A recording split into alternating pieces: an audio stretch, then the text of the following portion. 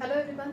तो चलिए आज एक नई कविता पढ़ना शुरू करते हैं और आज की इस कविता का नाम है सूरदास के पद। इस कविता के कवि है सूरदास जी। सूरदास हिंदी के विशिष्टतम कवियों में से एक कवि है। अब हम सभी जानते हैं कि सूरदास जो है ये भगवान श्री कृष्ण के भक्त थे। तो इनकी रचनाओं में हमें कृष्ण की लीलाओं का, कृष्ण लीलाओं का वर्णन देखने को मिलता है। साथ ही साथ बाल कृष्ण के रूप का वर्णन या बाल कृष्ण के हट का वर्णन भी हम इन पदों में पढ़ते हैं। सूरदास जी ने जो रचनाएं लिखी थी वो सारी रचनाओं का संग्रह सुर सागर इस नाम से प्रसिद्ध है। तो चलिए आज जो हम ये कविता पढ़ने वाले हैं या सूरदास जी के ये पद पढ़ने वाले हैं, इन्हीं पदों में भी हम बिल्कुल कृष्ण के बारे में या कृष्ण भक्ति के बारे में ही पढ़ेंगे। सूरदास जी ने बाल कृष्ण की लीलाओं का या बाल कृष्ण के रूप का जो मनोहारी वर्णन, मनोहारी चित्रण किया है वो हम इस कविता के जरिए, इन पदों के जरिए समझेंगे। चलिए कविता पढ़ना शुरू करते हैं। कविता पढ़ना शुरू करने से पहले हम पढ़ेंगे सूरदास जी का परिचय जो हमारे पाठ्य पुस्तक में दिया है। हिंदी की कृष्ण भक्ति शाखा के कवियों में सूरदास का नाम सर्वोपरि है। सूरदास का जन्म सन 1478 में मथुरा के निकट सनकता या रेणुका क्षेत्र में माना जाता है। सूरदास महाप्रभु वल्लभाचार्य के शिष्य थे। इनका निधन पारसोली में सन 1583 में माना जाता है। कुछ लोगों का मानना है कि सूरदास जन्मांध थे, तो हालांकि इस पर काफी विवाद हो चुके हैं, होते रहते हैं कि सूरदास जन्मांध थे या नहीं, मतलब जन्म से अंधे थे या नहीं, क्योंकि जिस प्रकार से बाल कृष्ण की लीलाओं का, उसके रूप का मनोहारी वर्णन उन्होंने किया है, वो वर्णन देखने के बाद ये मन में संदेह अवश्य आता है कि ये जन्मांध थे या नहीं। तो कुछ लोग मानते हैं कि वे जन्मांध थे, जन्म से अंधे थे। अपने मन की आंखों से उनकी कृष्ण भक्ति ही, उनकी भक्ति में इतनी ताकत थी कि इतना सुंदर वर्णन उन्होंने कृष्ण का किया है। तो कुछ लोग कहते हैं कि वे जन्मांध नहीं थे, बाद में अंध हुए। सूरदास के 3 ग्रंथों सुरसागर, साहित्य लहरी और सुरसारावली में सुरसागर सर्वाधिक प्रसिद्ध है, जिसका आधार श्रीमद् भागवत है।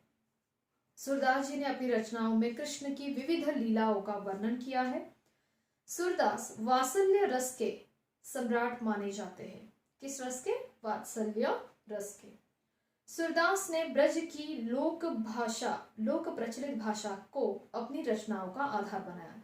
तो ब्रज की जो लोक प्रचलित भाषा थी, उस भाषा में उन्होंने ये सारे पद लिखे हैं। अब हम कविता पढ़ना शुरू करते हैं। तो ये जो सूरदास के पद आपको दिए हैं, ये पद हम 3 अलग अलग हिस्सों में इसको पढ़ सकते हैं, या ये पद हम 3 अलग हिस्से में पढ़ेंगे, जिसमें जो पहला पार्ट है कविता का, उसमें किस प्रकार से जशोदा मैया, जशोदा यानी यशोदा कृष्ण की माता, हालांकि कृष्ण की माता देवकी थी, देवकी ने उसे जन्म दिया था, लेकिन देवकी और वसुदेव जी ने उसे जन्म दिया था कृष्ण को, बाल कृष्ण को, लेकिन उस बाल कृष्ण को, जैसे हम सभी ने ये कहानी सुनी होगी, बाल कृष्ण को जो पालन पोषण है वो किसने किया था? यशोदा और नंद जी ने। तो यशोदा मैया किस प्रकार से अपने छोटे से नन्हे से कृष्ण को सुलाने का प्रयास करती है और किस प्रकार से वो बाल कृष्ण के सुंदर रूप को देखकर अपना जीवन धन्य करती है या वो सुख प्राप्त करती है, उसका वर्णन हम पहले पार्ट में पढ़ेंगे कविता के। दूसरा जो पार्ट है उसमें हम पढ़ेंगे बाल कृष्ण के रूप का वर्णन। ये छोटा सा नन्हा सा कृष्ण कितना सुंदर दिखता है, तो उसका वर्णन है। और तीसरा जो कविता का हिस्सा है या तीसरा जो पद है, उसमें हम पढ़ेंगे बाल कृष्ण के हठ के बारे में, जिद के बारे में, कि कैसे वो यशोदा मैया के पास अपने किसी वस्तु को पाने की जिद करता है, हट करता है, और फिर यशोदा मैया उसे कैसे समझाती है।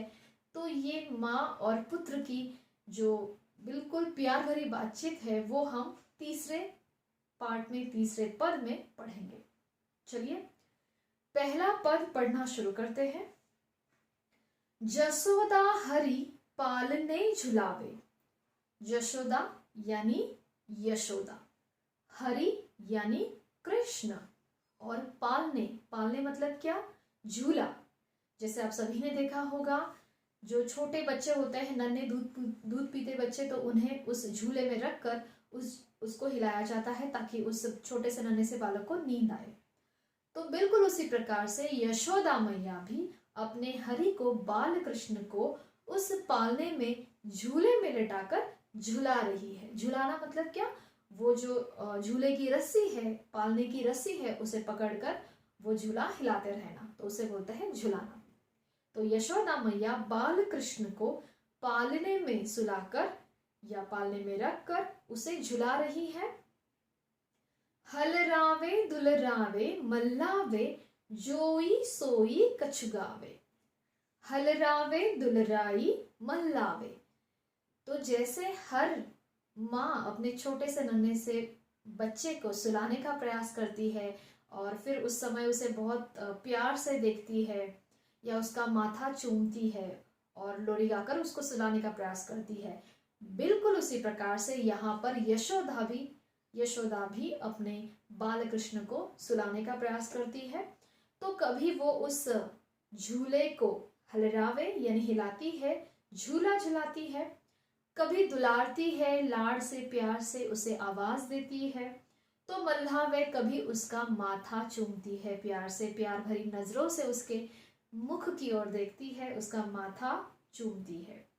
जोई सोई कछुगावे, और किसी भी प्रकार से अपने छोटे से नन्हे से कृष्ण को सुलाने के लिए जोई सोई कछुगावे यानी कोई छोटी मोटी लोरी, जो भी उसके मुख में उस समय जो लोरी आ रही है, उस लोरी को वो गाती है और अपने बच्चे को, कृष्ण को, बाल कृष्ण को सुलाने का प्रयास करती है। तो एक बार फिर से वो दोनों पहली दो पंक्तियां हम देखेंगे। जसोदा हरि पालने झुलावे, हलरावे दुलराई मल्लावे जोई सोई कछुगावे। तो यशोदा मैया बाल कृष्ण को झूले में रखकर झूला झुला रही है, कभी वो उसे प्यार भरी दृष्टि से देखती है, कभी उसका माथा चूमती है, उसे दुलारती है, और किसी भी प्रकार से जो भी लोरी उसके मुख में उस समय आ रही है, उस मीठी आवाज में उस लोरी को गाकर अपने कृष्ण को सुलाने का प्रयास करती है। अब अगली पंक्ति में यशोदा मैया नींद से बात करती है। क्या कहती है नींद से? मेरे लाल को आऊ निंदरिया, काहे न आनी सुहावे।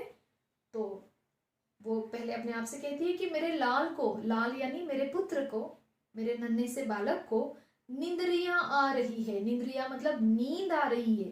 काहे न आनी सुहावे, लेकिन वो क्यों सो नहीं पा रहा है। मेरे लाल को बहुत नींद आई है, लेकिन वो क्यों सो नहीं पा रहा है।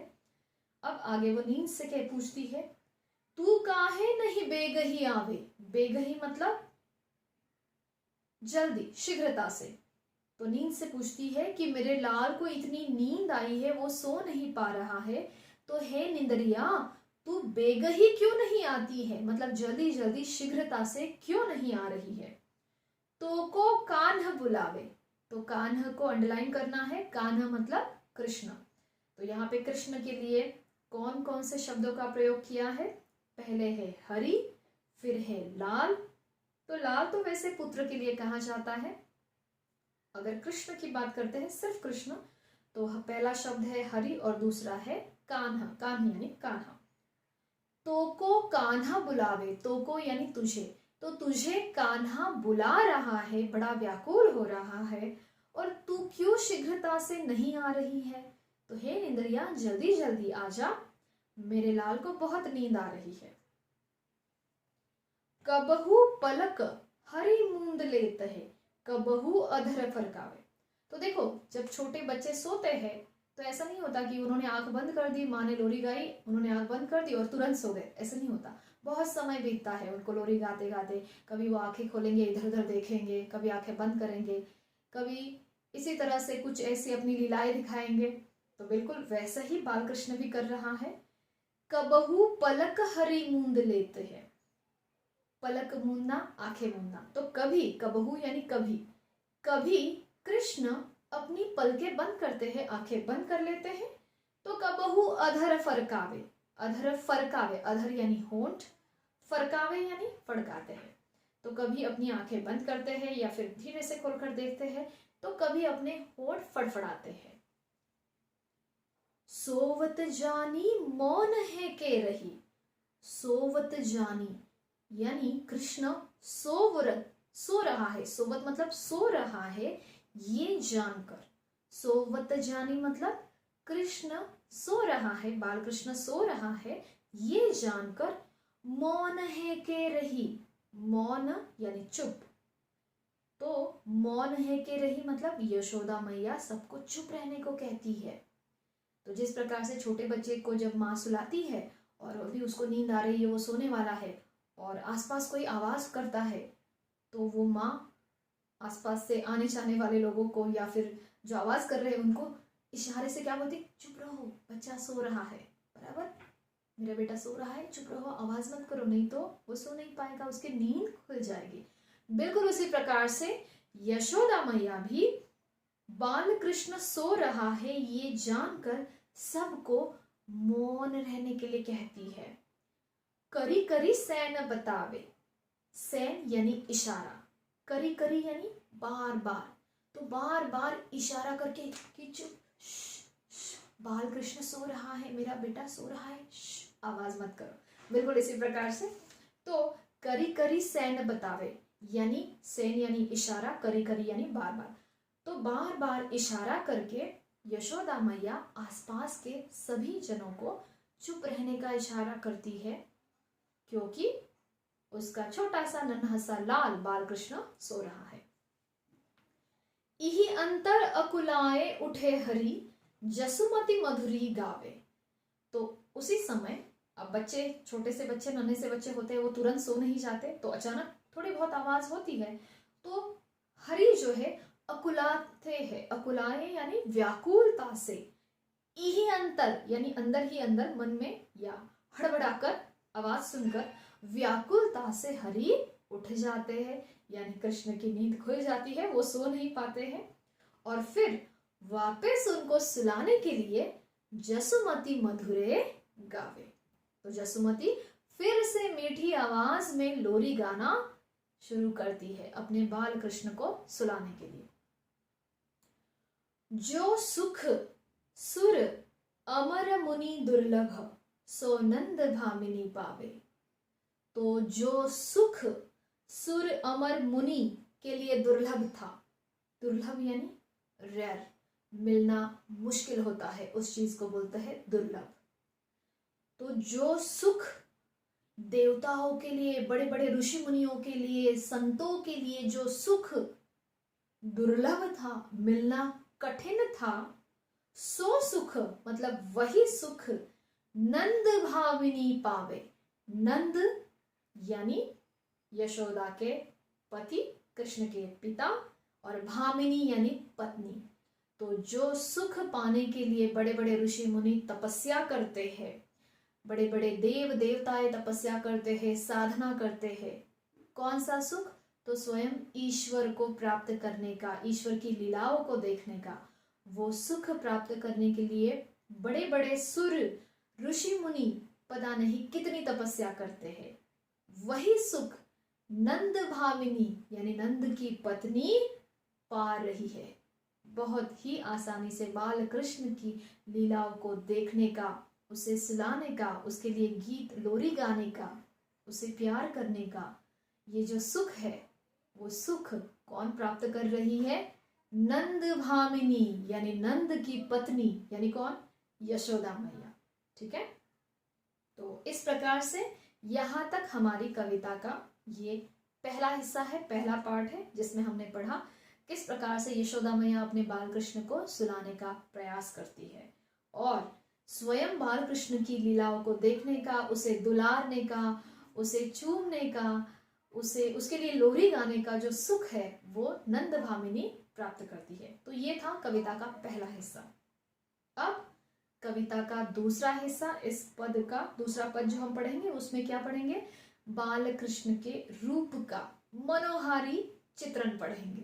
तो चलिए, खींचत जात माखन खात, तो बाल कृष्ण जो है माखन खाते हुए, खींचते हुए जा रहे हैं। अब छोटे से, जैसे 1.5-2 साल का बच्चा होता है या उससे भी छोटा, 1 साल का आसपास, तो वो जिस प्रकार से अपने घुटनों के बल पर चलता है, तो उस उम्र का ये वर्णन है। तो माखन कृष्ण भगवान को बहुत प्रिय था, तो ये बाल कृष्ण भी खींचते हुए, माखन खाते हुए जा रहे हैं। अरुण लोचन भौ हटेड़ी बार बार जमहात। अरुण लोचन, अरुण यानी लाल, लोचन यानी आंखें, तो उनकी आंखें कैसे हुई है, लाल दिख रही है। भौ टेढ़ी, भौ कैसी है, टेढ़ी है, टेढ़ी यानी बिल्कुल ऐसे एकदम अच्छे से, जिसको कॉर्नर होता है ऐसे भौ टेढ़ी करके। बार बार जमहात, जैसे उन्हें बहुत नींद आई है, नींद आने के कारण उनकी आंखें थोड़ी लाल दिख रही है। भौ टेढ़ी है, भौ यानी आईब्रो, और बार बार जमुहाई ले रहे हैं। जमहात मतलब जमुहाई लेना, और जमुहाई लेना मतलब यॉर्निंग। ओके, जब हमें नींद आती है तो हम जमुहाई उबासी लेते हैं, वो। कबहू रुनझुन चलत घुटुरन, तो कभी कभी रुनझुन रुनझुन आवाज करते हुए चलत घुटुरन, घुटुरन यानी घुटनों के बल पर, क्राउलिंग जो बच्चे करते हैं। ओके, जब उन्हें चलना नहीं आता तो घुटनों के बल आगे जाते हैं ना, उसे क्या बोलेंगे, घुटुरन। तो घुटुरन का अर्थ आपको लिखना है घुटनों के बल। तो कभी घुटनों के बल चलते हैं और उस समय उनके पैरों में जो घुंघरू है, जो पायल है, उसकी आवाज रुंझुन रुंझुन करके आती रहती है। धूर धूसर गात, धूर यानी धूल, धूसर यानी धूल में सना हुआ, और गात यानी शरीर। तो जब वे घुटनों के बल पर चलते हैं, घुटनों के बल पर आगे बढ़ रहे हैं, तो उनके पैरों में जो घुंघरू है पायल के, उसकी रुंझुन रुंझुन आवाज आती है। और जो कि वो घुटनों के बल पर चल रहे हैं, तो उनका जो शरीर है वो पूरा धूल से सना हुआ है, भरा हुआ है। कबहू झुक के अलक खेचत नैन जल भर लात, तो कभी, अब वो छोटे से बालक है, तो जैसे हम सभी को पता है कृष्ण के जो बाल है वो बहुत बड़े थे वैसे, और वो जब घुटनों के बल चलते थे वो बाल आगे आ जाते थे, और वो बाल कृष्ण खेलने के दौरान अपने ही बालों को खींचता है। कबहू झुक के अलक खींचत, अलक यानी बाल, केश, तो झुक कर वो अपने ही बाल खींचते हैं, और खींचने के कारण फिर उन्हें दर्द होता है। अब वो छोटे हैं, उनको समझ में नहीं आता है कि वो अपने ही बाल खींचते हैं तो उन्हें दर्द हो रहा है, और उसी दर्द के कारण फिर उनकी आंखों में पानी आता है। नैन जल भर लात, नैन यानी आंखें, और जब वे अपने ही बाल खेलने के दौरान, आगे बढ़ने के दौरान बाल खींचते हैं, अलग खींचते हैं, तो उनकी आंखें भर जाती है। कबहू तुतरे बोल बोलत, कबहू बोलत तात, तो कभी छोटे से बालक है, अभी उनको स्पष्ट उच्चारण करके बात नहीं कर पाते हैं, शब्दों का स्पष्ट उच्चारण नहीं कर पाते, छोटे छोटे बालक होते हैं, तो बिल्कुल वैसे ही कृष्ण भी, बाल कृष्ण छोटे हैं, तो तुतरे बोलों में बात करते हैं। कबहू बोलत तात, तो कभी अपने तात यानी पिता को बुलाते हैं। कौन से बोलों में, तो तुतले बोलों में। आगे, सुरहरि की निरखी शोभा निमिख तजतन मात,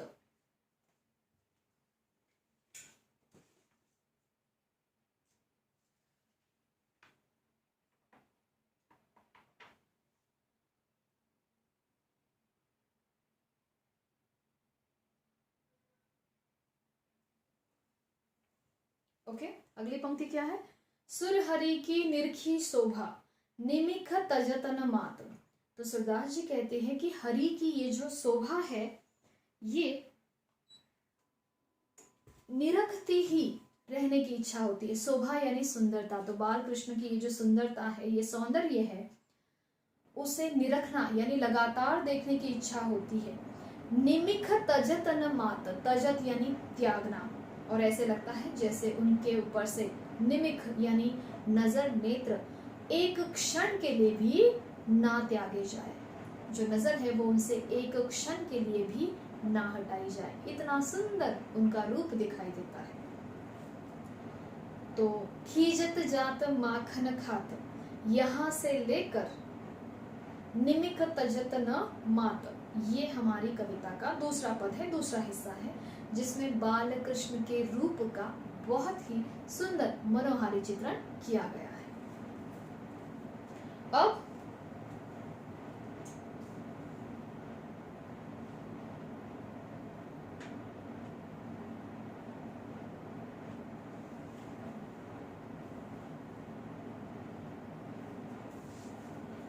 अब कविता का अगला हिस्सा हम पढ़ेंगे। तो इसमें हम पढ़ेंगे कि किस प्रकार से अब थोड़े कृष्ण बड़े हुए हैं और अपनी माँ से खिलौने के लिए जिद कर रहे हैं। तो चलिए, मैया मेरी चंद्र खिलौना ले हो। तो बाल कृष्ण यशोदा माँ से कह रहे हैं कि मेरी मैया है यशोदा माँ, मुझे कौन सा खिलौना चाहिए? चंद्र का खिलौना, यानी आसमान में जो चांद है वही खिलौना मुझे चाहिए खेलने के लिए। अब जब तक वो चंद्रमा उसे नहीं मिलेगा तब तक मैं ये नहीं करूंगा, वो नहीं करूंगा, इस प्रकार से कृष्ण अपनी माँ से कहते हैं। जैसे छोटे बच्चे जिद करते हैं ना कि नहीं मुझे वो खिलौना चाहिए, अगर खिलौना नहीं मिला तो मैं पढ़ाई नहीं, मतलब पढ़ूंगा नहीं, दूध नहीं पीऊंगा या गाना नहीं गा के दिखाऊंगा, इसी प्रकार से। तो कृष्ण भगवान क्या कहते हैं कि यशोदा मैया, मैया मेरी चंद्र खिलौना ले हो, मुझे चांद का खिलौना ला कर दो।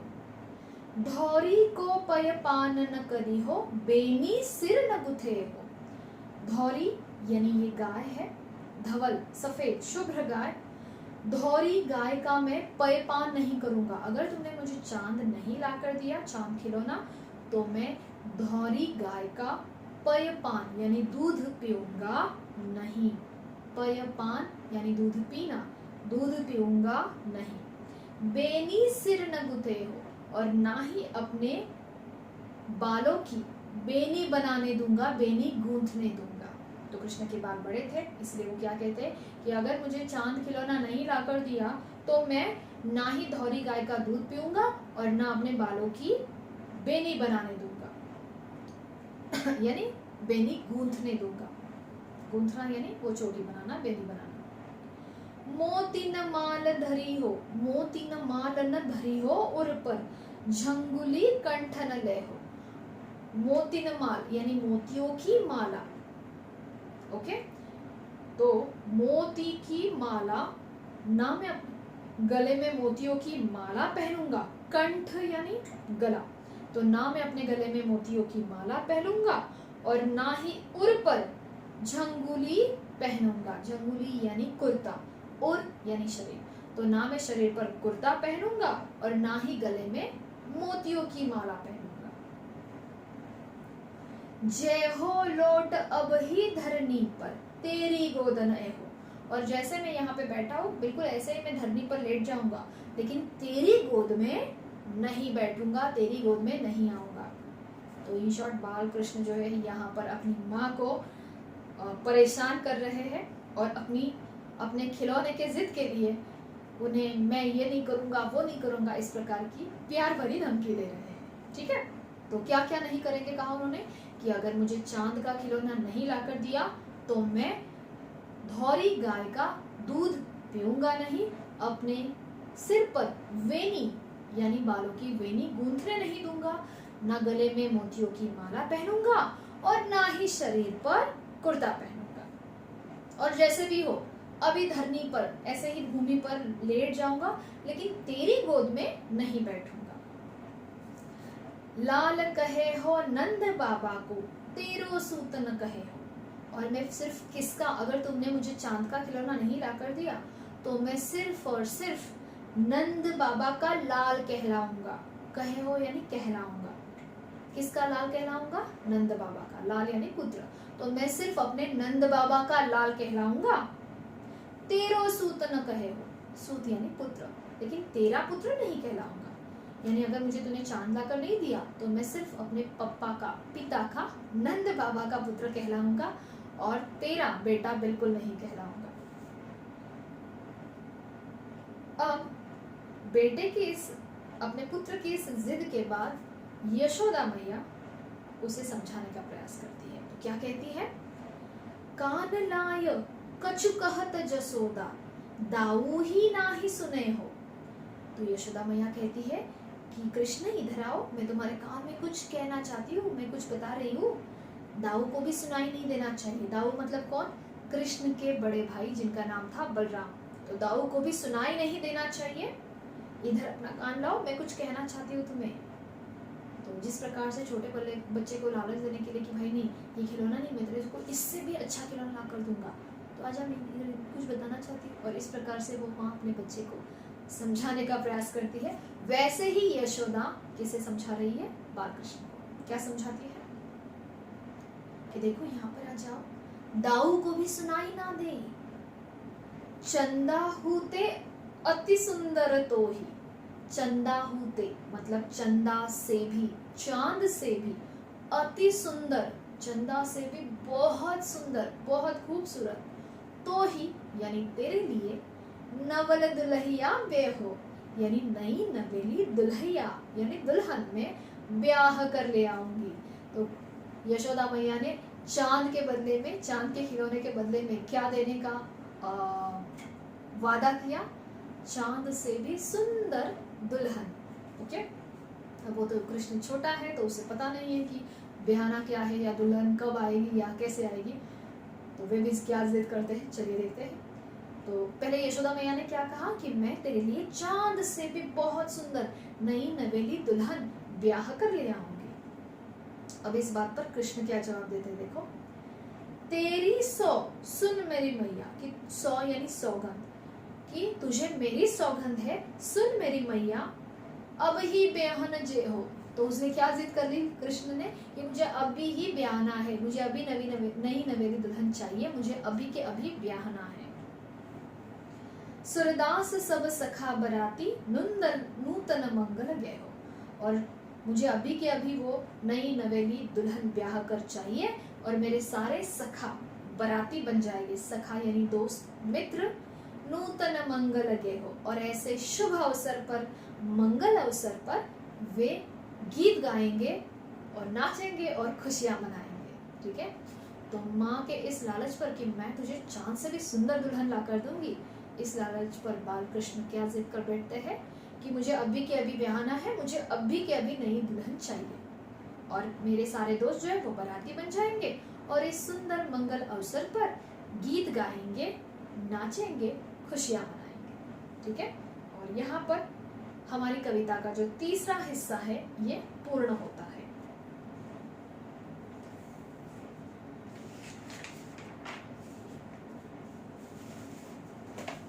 ओके, तो बच्चों चलिए, अब ये कविता हमने पूर्ण की है। आपको ये कविता फिर से ध्यान देकर पढ़नी है।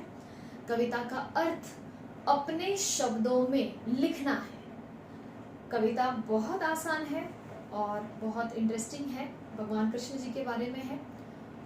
तो कविता आसान है, छोटी सी है, लेकिन फिर भी कभी कभी हमें इसमें से कुछ शब्द होते हैं उनका अर्थ याद नहीं आता, या बहुत सारे शब्द हम पहली बार पढ़ते हैं या पहली बार सुन रहे हैं, तो वो शब्दों का अर्थ हमें पता नहीं चलता। तो आपको क्या करना है, कविता ध्यान से पढ़नी है, ये वीडियो बिल्कुल ध्यान से देखना है और पूरी कविता का अर्थ अपने शब्दों में आपको लिखना है।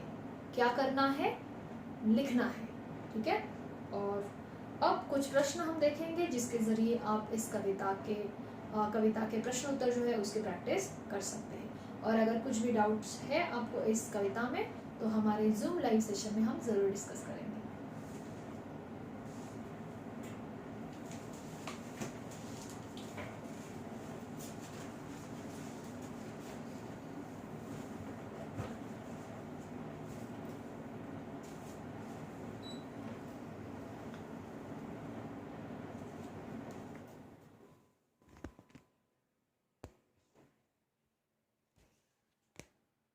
ओके बच्चों, तो यहाँ पर एक कविता का एक काव्यांश, पहला ही काव्यांश आप सभी को दिखाई दे रहा होगा। इस पर आधारित कुछ प्रश्न है। तो पहला प्रश्न है, जसोदा हरि पालने झुलावे, इस पंक्ति का अर्थ स्पष्ट कीजिए। तो इसमें आपको पहली जो 2 पंक्तियां हैं उनका अर्थ यहाँ पर लिखना है, 2-3 पंक्तियां आगे। कबहू पलक हरि मूंद लेते है, कबहू अधर फरकावे, इसका भाव स्पष्ट कीजिए, भाव समझाइए। तो जिस प्रकार से छोटे छोटे बालक जो होते हैं, नींद तुरंत उनको नहीं आती, कभी आंखें खोलकर देखते हैं, कभी आंखें बंद कर लेते हैं, कभी अपने होंठ फड़काते रहते हैं, बिल्कुल उसी प्रकार से कृष्ण का वर्णन यहाँ पर किया है। तो आपको ये लिखना है आगे। अमर मुनि दुर्लभ का अर्थ क्या है, कवि ने इसका प्रयोग किस संदर्भ में किया है। और जो आखिरी प्रश्न है इसमें वो है, निम्नलिखित शब्दों के अर्थ लिखिए। तो देखिए, कविता में आपको इस प्रकार से प्रश्न पूछे जाते हैं और इसीलिए आपको कविता के हर शब्द का अर्थ आना बहुत आवश्यक है। ठीक है बच्चों, तो ये कुछ कविता पर आधारित प्रश्न हैं। इसी प्रकार से आपके पास अगर कोई और वर्कबुक है तो उसमें से आप और प्रश्नों के उत्तर लिखकर, जो दूसरा और तीसरा पद है उन पर आधारित प्रश्नों के उत्तर आप लिखोगे तो कविता बिल्कुल अच्छी तरह से आपकी रिवाइज हो जाएगी। ठीक है बच्चों, तो चलिए आज हमने ये कविता पूर्ण की है। तो अगले वीडियो में हम फिर मिलते हैं नए पाठ या कविता के साथ। धन्यवाद।